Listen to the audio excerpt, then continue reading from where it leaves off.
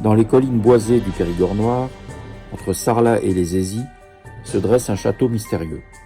Le château de Puymartin, à la fois forteresse médiévale et demeure de légende. Il abrite une des histoires les plus célèbres de la région, celle de la Dame Blanche. Tout commence au XIIIe siècle.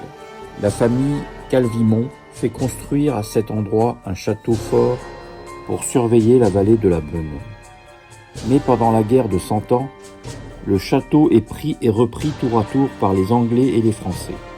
Détruit, il sera reconstruit au XVe siècle par Radulphe de Saint-Clar, qui lui redonne son allure de forteresse noble. Au fil du temps, Puymartin devient une élégante demeure seigneuriale.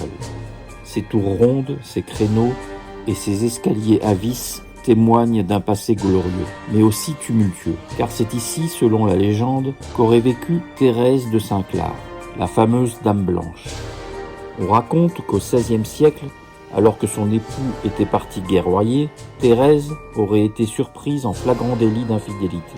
Pour la punir, son mari la fit enfermer vivante dans une petite pièce de la tour nord. Elle y serait morte après 15 longues années, et depuis son esprit hanterait encore le château. De nombreux visiteurs affirment avoir vu sa silhouette blanche glisser le long des murs, ou entendu des pas légers dans le couloir des tours. Certains disent même qu'à la tombée de la nuit, on peut sentir son parfum flotter dans les escaliers.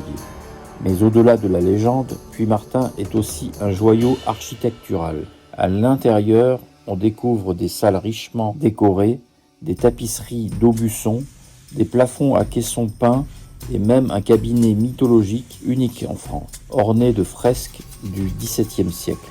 Resté depuis toujours dans la même famille, le château de Puymartin incarne à la fois la mémoire du Périgord, la grandeur médiévale et la poésie du mystère. Ces pierres dorées racontent des siècles d'amour, de guerre et de secrets.